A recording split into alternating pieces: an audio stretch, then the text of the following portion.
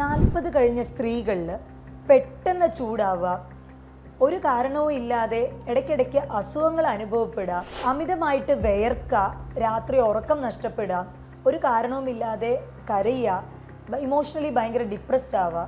ഇങ്ങനെ 40 കഴിഞ്ഞ സ്ത്രീകൾ അനുഭവിക്കുന്ന ഈ ഒരു ബുദ്ധിമുട്ടിന് കാരണം എന്താണ്? ഹോർമോണൽ വ്യതിയാനം തന്നെയാണോ? ഈ അടുത്ത് നമ്മുടെ ആങ്കർ രഞ്ജിനി ഹരിദാസ് ഇതിനെക്കുറിച്ച് പറയുകയുണ്ടായി. 40 കഴിഞ്ഞ ആ ഒരു ടൈമിൽ ഹോർമോൺ ഇംബാലൻസ് കാരണം അവരനുഭവിച്ച ചില ബുദ്ധിമുട്ടുകൾ വളരെ ക്ലിയർ ആയിട്ട് പറയുകയുണ്ടായി. സ്ത്രീകളിൽ ഈ 40 കഴിയുമ്പോൾ എന്താണ് നമ്മുടെ സ്ത്രീ ശരീരത്തിൽ സംഭവിക്കുന്നത്? നമുക്കത് ഭക്ഷണങ്ങൾ കൊണ്ട് ഓവർകം ചെയ്യാൻ പറ്റുമോ? എന്തൊക്കെ വിറ്റാമിനുകളാണ് അല്ലെങ്കിൽ സപ്ലിമെൻറ്റുകളാണ് 40 കഴിഞ്ഞ് സ്ത്രീകൾ എടുക്കേണ്ടത്? ആർത്തവ വിരാമം എന്താണ്? അതേപോലെ ആർത്തവ വിരാമത്തിന് മുന്നേ എത്ര വർഷം മുന്നേ തന്നെ അതിൻ്റെ ലക്ഷണങ്ങൾ കണ്ടു തുടങ്ങും? എപ്പോഴാണ് ഒരു ഡോക്ടറുടെ ചികിത്സ തേടേണ്ടത് എന്നതിനെ കുറിച്ചാണ് ഇന്നത്തെ എൻ്റെ ടോക്ക്. ഇത് നിങ്ങളുടെ doctor Jumana Haseeni ji, doctor Jumana's homeo care, Valliyode, Palakkad.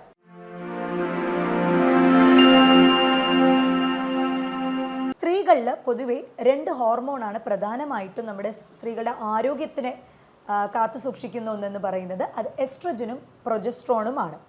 ഈ എസ്ട്രജൻ എന്ന് പറയുന്നത് നമ്മുടെ ഹൃദയത്തിൻ്റെ ആരോഗ്യം, എല്ലുകളുടെ ആരോഗ്യം, കാൽഷ്യത്തിൻ്റെ വലിച്ചെടുക്കുന്ന ആ ഒരു അബ്സോർപ്ഷൻ, ഇതിനൊക്കെ തന്നെ സഹായകരമാവുന്ന ഒരു ഹോർമോണാണ് എസ്ട്രജൻ എന്ന് പറയുന്നത്. നമ്മുടെ മാസമുറ തുടങ്ങുമ്പോൾ തന്നെ പീരീഡിൻ്റെ ആദ്യത്തെ ഫേസിലാണ് ഈ ഒരു എസ്ട്രജൻ എന്ന് പറയുന്ന ഒരു ഫേസ് എന്ന് പറയുന്നത്. എസ്ട്രജൻ ഹോർമോൺ വളരെ ഹൈ ലെവലിലായിരിക്കും. എസ്ട്രജൻ ഹോർമോൺ നമ്മുടെ ശരീരത്തിനെ തണുപ്പിക്കുന്ന, കംഫർട്ട് സോണിൽ വെക്കുന്ന ഒരു ആക്ഷനാണ് ചെയ്യുന്നത്. നമ്മുടെ ശരീരത്തിൻ്റെ താപനിലയൊക്കെ കുറച്ച്, ടെമ്പറേച്ചറൊക്കെ കുറച്ച് നമ്മുടെ ടോട്ടൽ ഹെൽത്തിനെ ഒന്ന് കംഫർട്ട് സോണിൽ വെക്കും. ഈ പ്രൊജസ്ട്രോൺ എന്ന് പറഞ്ഞ ഹോർമോൺ എന്ന് പറയുന്നത് സെക്കൻഡ് ഫേസിൽ, നമ്മുടെ പീരിയഡ്സിൻ്റെ ആദ്യത്തെ 14 ദിവസം കഴിഞ്ഞതിന് ശേഷം നമ്മൾ ഓവുലേഷൻ പോസ്റ്റ് ഓവുലേറ്ററി ഫേസ് എന്ന് പറയും. അതായത് അണ്ഡാശയത്തിൽ നിന്നും അണ്ഡം പുറത്ത് വന്നതിന് ശേഷമാണ് ഈ ഒരു പ്രൊജസ്ട്രോൺ വളരെ ഹൈ ലെവലിൽ ശരീരത്തിൽ കാണപ്പെടുന്നത്. ഈ പ്രൊജസ്ട്രോൺ ശരീരത്തിൻ്റെ താപനില കൂട്ടുകയാണ് ചെയ്യുന്നത്. പ്രൊജസ്ട്രോൺ നമ്മുടെ ബ്രെയിനിനെ സിഗ്നൽ ചെയ്യുന്നത് ശരീരത്തിൻ്റെ താപനില വളരെയധികം കൂട്ടുകയാണ് ചെയ്യുന്നത്. അപ്പോൾ ഈ എസ്ട്രജൻ അതേപോലെ പ്രൊജസ്ട്രോൺ ഇത് രണ്ടും നമ്മുടെ മാസമുറ പ്രോപ്പറായിട്ട് വരികയാണെന്നുണ്ടെങ്കിൽ, പീരിയഡ്സ് റെഗുലറായിട്ട് വരുന്നുണ്ടെന്നുണ്ടെങ്കിൽ ഇതൊരു ബാലൻസ് ലെവലിൽ തന്നെ പോകുന്നുണ്ടാവും. അതിലും തന്നെ നമ്മൾ ഓവുലേഷൻ ടൈമിൽ പ്രത്യേകം പറയാറുണ്ട്, അണ്ഡാശയത്തിൽ നിന്നും അണ്ഡം പുറത്തു വരുന്ന ആ ഒരു ടൈമിൽ ബേസൽ ബോഡി ടെമ്പറേച്ചർ എന്ന് പറയും. നമ്മുടെ ശരീരത്തിൻ്റെ താപനില സാധാരണഗതിയിൽ നിന്നും ഇത്തിരി കൂടി കാണപ്പെടും. അതിന് കാരണം ഈ പ്രൊജസ്ട്രോൺ ഹോർമോണിൻ്റെ ഒരു ഹൈപ്പ് തന്നെയാണ്. എന്നാൽ ഒരു 38-40 കഴിഞ്ഞ സ്ത്രീകളിൽ ക്രമേണ ഈ അണ്ഡാശയത്തിൽ നിന്നും ഉൽപ്പാദിപ്പിക്കപ്പെടുന്ന ഈ എസ്ട്രജൻ ഹോർമോണിൻ്റെ ലെവല് കുറയാനായിട്ട് തുടങ്ങും. അപ്പോൾ അതുകൊണ്ട് തന്നെ അവർ ശരീരത്തിൽ കാണിക്കുന്ന ചില ലക്ഷണങ്ങളുണ്ട്. നമ്മൾ ഈ ആർത്തവ വിരാമം എന്ന് പറയുന്നത് ശരിക്കും മെഡിക്കൽ ടേംസിൽ 45 മുതൽ 55 ഈ ഒരു ഏജിലാണ് ആർത്തവ വിരാമം കൂടുതൽ സ്ത്രീകളിൽ കണ്ടുവരുന്നത്. അതിൽ തന്നെ ആവറേജ് ആയിട്ട് നമ്മൾ 51 വയസ്സാണ് പറയാം. എന്നാൽ ഇപ്പോഴത്തെ ഒരു ജീവിതശൈലി, അതേപോലെ തന്നെ നമ്മുടെ ഭക്ഷണശൈലിയിലൊക്കെ വന്ന മാറ്റങ്ങൾ കാരണം പല സ്ത്രീകളിലും 40കൾക്ക് മുന്നേ തന്നെ, അല്ലെങ്കിൽ 45-ന് മുന്നേ, 42, 41 ഈ ഒരു ഏജിൽ തന്നെ ആർത്തവ വിരാമം സംഭവിക്കുന്നുണ്ട്. ഇപ്പോൾ ഈ ആർത്തവ വിരാമം എന്ന് പറയുന്നത് 12 മാസം, അതായത് 1 കൊല്ലം കണ്ടിന്യൂസ് ആയിട്ട് മാസമുറ ഇല്ലാതിരിക്കും, പീരിയഡ്സ് ആവാതിരിക്കുന്ന ടൈമിലാണ് നമ്മളത് മെനോപോസ് ആയി എന്ന് പറഞ്ഞ് ഡയഗ്നോസ് ചെയ്യുന്നത്. 42കളിലും 40കളിലും 1 മാസമായിട്ട് അല്ലെങ്കിൽ 2 മാസം ഇടവിട്ട് പീരീഡ് ഉണ്ടാവുക, ഇങ്ങനെ ഇറഗുലറായിട്ട് പീരീഡ് ഉണ്ടാവുക, അല്ലെങ്കിൽ 6 മാസം പീരിയഡ്സ് നിന്നു പിന്നെ മാസമുറ എഗെയിൻ വരുന്നുണ്ട് എന്നുണ്ടെങ്കിലും അതിനെ നമ്മൾ മെനോപോസ് ആയിട്ട് കണക്കാക്കില്ല. ഇനി മെനോപോസ് ആയി എന്ന് പറഞ്ഞ് നമുക്ക് എങ്ങനെ അത് അറിയാനായിട്ട് പറ്റും? അപ്പോൾ അതിൻ്റെ ഒരു ഹോർമോൺ ടെസ്റ്റ് എന്ന് പറയുന്നത് FSH അതേപോലെ LH, ഫോളിക്കുലർ സ്റ്റിമുലേറ്റിംഗ് ഹോർമോണും ലൂട്ടിനൈസിങ് ഹോർമോണുമാണ്. അപ്പോൾ ഇത് നമ്മൾ ടെസ്റ്റ് ചെയ്ത് കഴിഞ്ഞാൽ ഈ FSH എന്ന് പറയുന്നത് സാധാരണഗതിയിൽ LHും FSHൻ്റെ ഒരു റേഷ്യോ എന്ന് പറയുന്നത് 1:2 ആ ഒരു റേഷ്യോയിലായിരിക്കും ഉണ്ടാവുക നമ്മൾ പീരീഡിൻ്റെ സെക്കൻഡ് ഡേയിലൊക്കെ ചെക്ക് ചെയ്യുന്ന ടൈമിൽ.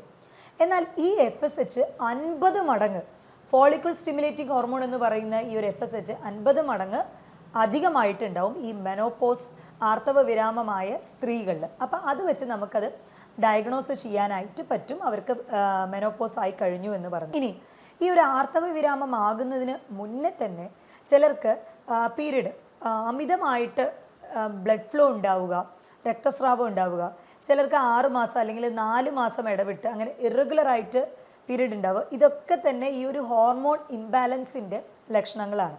അപ്പോൾ ശരിക്കും ആർത്തവ വിരാമം സംഭവിക്കുന്നത് 50കളിലും 45ലും ആണെന്നുണ്ടെങ്കിലും 40 കഴിയുമ്പോൾ തന്നെ ഈ ഹോർമോണിൻ്റെ വ്യതിയാനങ്ങൾ സ്ത്രീ ശരീരത്തിൽ കാണാനായിട്ട് തുടങ്ങും. ഈ എസ്ട്രജൻ പ്രൊജസ്ട്രോണിൻ്റെ ഹോർമോൺ ലെവൽ വ്യത്യാസമാവാനായിട്ട് തുടങ്ങും.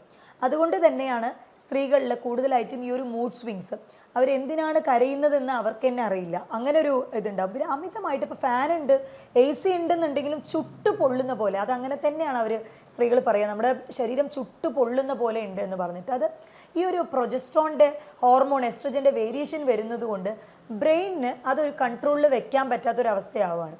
അപ്പോൾ ആ ഒരു ടൈമിൽ ശരീരത്തിൻ്റെ താപനില അമിതമായിട്ട് കൂടും. ഹോട്ട് ഫ്ലാഷസ് എന്ന് പറയുമ്പോൾ ചുട്ടു പൊള്ളുന്ന പോലെ വിയർക്കുക, അമിതമായിട്ട് വിയർക്കുക. പിന്നെ ഈ ഒരു ടൈമിൽ സ്ത്രീകളിൽ അവരുടെ മെറ്റബോളിസം ഭയങ്കര കുറയാനായിട്ട് തുടങ്ങും. അതായത് മെറ്റബോളിസം കൂടുന്നതിന് പകരം ദഹനപ്രക്രിയ, ശരീരത്തിലെല്ലാം തന്നെ ഒന്ന് സ്ലോ ഡൗൺ ആവാനായിട്ട് തുടങ്ങും. അതുകൊണ്ട് തന്നെ ഈ ഏജിൽ സ്ത്രീകൾ തടി കൂടാനുള്ള സാധ്യത വളരെയധികം കൂടുതലാണ്. അപ്പോൾ ഒരു 40 കഴിഞ്ഞ സ്ത്രീകൾ റെഗുലറായിട്ട് എക്സസൈസും അതേപോലെ ഭക്ഷണശൈലികളൊക്കെ മിതമായിട്ടുള്ള രീതിയിൽ അവർ ശ്രദ്ധിക്കുകയാണ് എന്നുണ്ടെങ്കിൽ ഈ അമിതമായിട്ടുള്ള വണ്ണം അത് കുറയ്ക്കാനായിട്ട് സാധിക്കും. മെറ്റബോളിസം സ്ലോ ഡൗൺ ചെയ്യുന്നത് കൊണ്ടാണ് ഈ ഒരു മാറ്റം ഉണ്ടാവുന്നത്, അമിതമായിട്ട് കൊഴുപ്പ് അടിഞ്ഞുകൂടാ.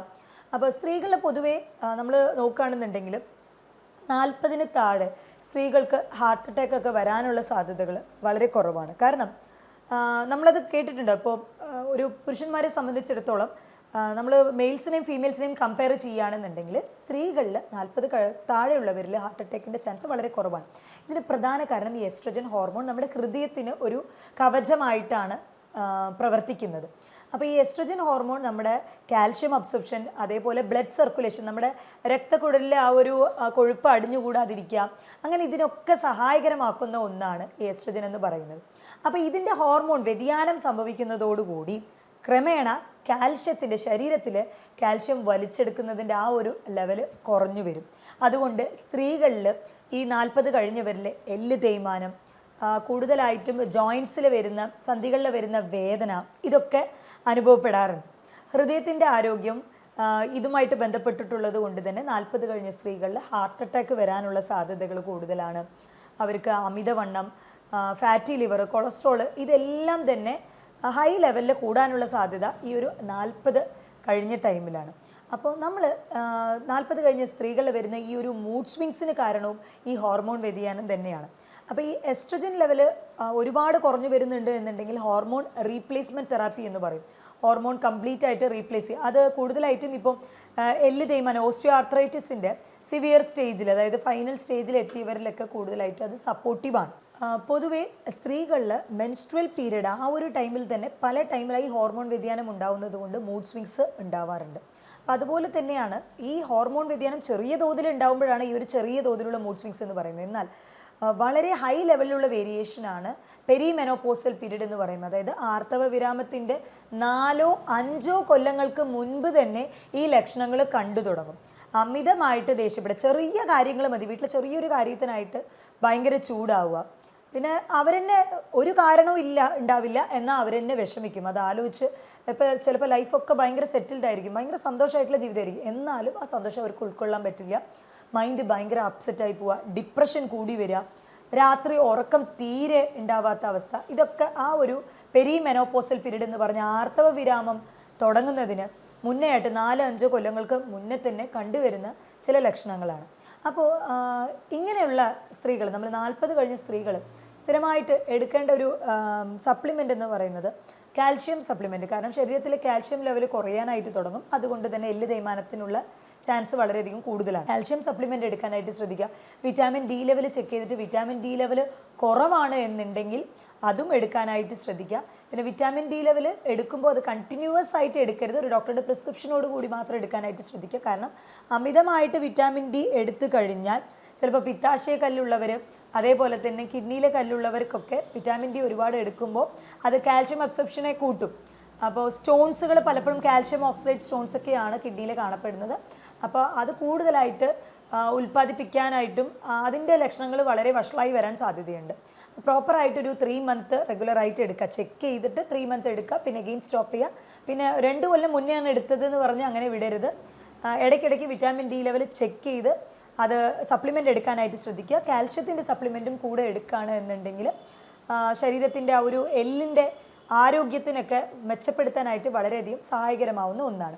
ഭക്ഷണത്തിൽ കൂടുതലായിട്ടും ലീൻ പ്രോട്ടീൻസ്, അതായത് ഇപ്പോൾ ഇറച്ചിയിൽ തന്നെ നമ്മൾ ചിക്കൻ്റെ ബ്രസ്റ്റ് പോർഷനൊക്കെ കൂടുതലായിട്ട് എടുക്കുകയാണെന്നുണ്ടെങ്കിൽ അത് വളരെയധികം പ്രോട്ടീൻ റിച്ച് ആണ്, അതെടുക്കാനായിട്ട് ശ്രദ്ധിക്കുക. ചെറുമത്സ്യങ്ങൾ വളരെയധികം നല്ലതാണ്. ചെറുമത്സ്യങ്ങൾ എണ്ണയിൽ വറുത്തതല്ല, കറി വെച്ചിട്ട് അല്ലെങ്കിൽ ബേക്ക് ചെയ്ത് ആവിയിൽ വേവിച്ചിട്ട് അങ്ങനെ കഴിക്കാനായിട്ട് ശ്രദ്ധിക്കുക. 40 കഴിഞ്ഞ സ്ത്രീകൾ പരമാവധി റെഡ് മീറ്റ്, അതായത് മട്ടൺ, ബീഫ് ഇത് ഒഴിവാക്കാനായിട്ട് ശ്രദ്ധിക്കുക. ഇലക്കറികളും അതുപോലെ തന്നെ പച്ചക്കറികളൊക്കെ വളരെയധികം നല്ലതാണ്. ലൈക്കോപ്പിൻ കണ്ടൻറ്റ് അധികം അടങ്ങിയിട്ടുള്ള ഇപ്പോൾ തക്കാളി ആയിക്കോട്ടെ, അതേപോലെ തന്നെ പൊമിഗ്രനേറ്റ്, മാതള നാരങ്ങ ഇതൊക്കെ വളരെയധികം നല്ലതാണ്. വാട്ടർമെലൻ, തണ്ണിമത്തൻ ഇതിലൊക്കെ ലൈക്കോപ്പിൻ കണ്ടൻറ്റ് അധികം അടങ്ങിയിട്ടുണ്ട്. ഇത് ആൻറ്റി ഓക്സിഡൻ്റ് ആയിട്ടും പ്രവർത്തിക്കും. ബോഡിയിൽ ആ ഒരു സ്ട്രെസ് ലെവൽ കുറയ്ക്കാനൊക്കെ വളരെയധികം ഹെൽപ്ഫുള്ളാണ്. പിന്നെ നല്ല കൊഴുപ്പ് അധികം അടങ്ങിയിട്ടുള്ള ഒമേഗ 3 ഫാറ്റി ആസിഡ് മസ്റ്റാണ്. അപ്പോൾ ഒമേഗ 3 ഫാറ്റി ആസിഡ് അധികം അടങ്ങിയിട്ടുള്ള ഫ്രൂട്ട്സ് ആയിക്കോട്ടെ, മത്സ്യങ്ങളായിക്കോട്ടെ, പിന്നെ നട്ട്സൊക്കെ കഴിക്കുന്നത് നല്ലതാണ്. പക്ഷേ നട്ട്സ് കഴിക്കുന്ന ടൈമിൽ ശ്രദ്ധിക്കുക, കാരണം ഓവറായിട്ട് കാലറി എടുക്കാതിരിക്കാനായിട്ട് ശ്രദ്ധിക്കുക. നമ്മൾ ഒരു കൈപ്പിടി എടുക്കുകയാണെന്നുണ്ടെങ്കിൽ, അതായത് 25-30 ഗ്രാം നട്ട്സ് എടുക്കുകയാണ് എന്നുണ്ടെങ്കിൽ അതിലൊരു 130 കാലറി വരുന്നുണ്ടാവും. അപ്പോൾ യൂഷ്വലി ഇപ്പോൾ 40 കഴിഞ്ഞ സ്ത്രീകൾ വെയിറ്റ് കൂടാനുള്ള സാധ്യതകൾ നമ്മൾ പറഞ്ഞുവല്ലോ, വെയിറ്റ് കൂടാനുള്ള സാധ്യതകളും ഉണ്ട്. അതുപോലെ തന്നെ അതിന് മെയിൻ റീസൺ എന്ന് പറയുന്നത് ഈ ഒരു ക്രേവിങ്സ് ആണ്. അവർക്ക് ഫുഡ് ക്രേവിങ്സ്, ഈ മൂഡ് സ്വിങ്സ് കാരണം ഫുഡ് ക്രേവിങ്സ് അമിതമായിട്ടുണ്ടാവും. എസ്പെഷ്യലി നമ്മുടെ ശരീരത്തിൻ്റെ ആ ഒരു ഗ്ലൂക്കോസ് ലെവൽ ഉച്ച കഴിഞ്ഞുള്ള സമയത്ത് കുറഞ്ഞു വരുന്നുണ്ടാവും.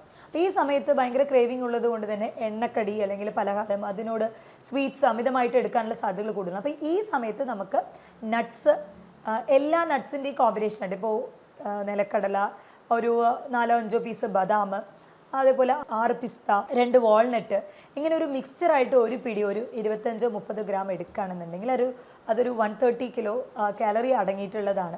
അത് നമുക്ക് എന്താ പറയുക, അൺഹെൽത്തി സ്നാക്സ്, തീരെ ആരോഗ്യമില്ലാത്ത സ്നാക്സ് കഴിക്കുന്നത് നമുക്ക് ഒഴിവാക്കാനായിട്ട് സാധിക്കും ഇങ്ങനെ എടുക്കുകയാണെന്നുണ്ടെങ്കിൽ. ഒരു ദിവസം 2.5 മുതൽ 3 ലിറ്റർ വെള്ളം റെഗുലറായിട്ട് കുടിക്കാനായിട്ട് ശ്രദ്ധിക്കാം. അതേപോലെ തന്നെ ഈ 40 കഴിഞ്ഞ സ്ത്രീകളുടെ ഹോർമോണിൻ്റെ ഈ ഒരു വ്യതിയാനം ഉള്ളത് കൊണ്ട് തന്നെ ഇവർക്ക് ബന്ധപ്പെടുന്ന ടൈമിൽ കൂടുതലായിട്ടും ആ ഒരു ലൂബ്രിക്കേഷൻ ഇല്ലാത്തത് കൊണ്ട് എരിച്ചിലും പുകച്ചിലും കൂടുതലായിട്ട് അനുഭവപ്പെടാം. അതിനോടുള്ള താല്പര്യക്കുറവും ഈ ഹോർമോണിൻ്റെ വ്യതിയാനങ്ങൾ കൊണ്ട് തന്നെ കാണപ്പെടുന്നതാണ്. അപ്പോൾ ഫൈറ്റോ ഈസ്ട്രജൻ അധികം അടങ്ങിയിട്ടുള്ള ഭക്ഷണങ്ങൾ, അതായത് ഇപ്പോൾ ഈസ്ട്രജൻ ഹോർമോൺ അത് പ്ലാന്റ് പ്രോഡക്ട്സിൽ, ചെടികളിൽ കൂടുതൽ അധികം അടങ്ങിയിട്ടുള്ള ഭക്ഷണങ്ങൾ, ഈ പിക്കിൽ കാണിക്കുന്ന ഭക്ഷണങ്ങളൊക്കെ നിങ്ങൾക്ക് റെഗുലറായിട്ട് എടുക്കാവുന്നതാണ്. കാൽഷ്യം സപ്ലിമെൻ്റ് എടുക്കുന്നതിന് പകരം നമുക്ക് കാൽഷ്യം അധികം അടങ്ങിയിട്ടുള്ള ഭക്ഷണങ്ങൾ എടുക്കാവുന്നതാണ്. അതിൽ തന്നെ നമ്മൾ ലോ ഫാറ്റ് കണ്ടൻ്റ് ആയിട്ടുള്ള, അതായത് കൊഴുപ്പ് കുറവുള്ള മിൽക്ക് പ്രോഡക്ട്സുകൾ, പാലുൽപ്പന്നങ്ങളൊക്കെ എടുക്കാവുന്നതാണ്. ഇപ്പോൾ ചിലർക്ക് മിൽക്ക് ഇൻടോളറൻസ് ഉണ്ടാകും, അതായത് പാലുൽപ്പന്നങ്ങളോ കഴിച്ചു കഴിയുമ്പോൾ എന്തെങ്കിലും ഗ്യാസിൻ്റെ ബുദ്ധിമുട്ട് അങ്ങനെയുള്ളവരുണ്ടാകും. അങ്ങനെയുള്ളവർക്ക് സോയ പ്രോഡക്ട്സ് വളരെയധികം നല്ലതാണ്. സോയയിൽ നിന്ന് പ്രിപ്പയർ ചെയ്യുന്ന ടൊഫു, അതേപോലെ തന്നെ സോയ മിൽക്ക്, ഇതൊക്കെ ഒരു നല്ല ഓപ്ഷനാണ്. നാരുകൾ അധികം അടങ്ങിയിട്ടുള്ള, എന്നാൽ പ്രോട്ടീനും അധികം, ഹൈ ഫൈബർ ആയിട്ടുള്ള പ്രോട്ടീൻ അടങ്ങിയിട്ടുള്ള ഭക്ഷണങ്ങളാണ് കൂടുതലായിട്ടും ഈ 40 കഴിഞ്ഞ സ്ത്രീകൾ കഴിക്കേണ്ടത്. അപ്പോൾ നിങ്ങളുടെ വീട്ടിൽ നിങ്ങളുടെ അമ്മമാരോ അല്ലെങ്കിൽ പെങ്ങന്മാരോ ആർക്കെങ്കിലും ഈ ഒരു 40 ഏജ് കഴിഞ്ഞവരാണ്, ഇങ്ങനത്തെ ചെറിയ ചെറിയ കാര്യങ്ങൾക്ക് ചൂടാവുന്നുണ്ട് എന്നുണ്ടെങ്കിൽ അവർക്ക് ഈ വീഡിയോ ഷെയർ ചെയ്ത് കൊടുക്കുക. ഈ ഹോർമോണാണ് അതിന് പ്രധാന കാരണം. അതിനെ അവരെ പറഞ്ഞിട്ട് കാര്യമില്ല.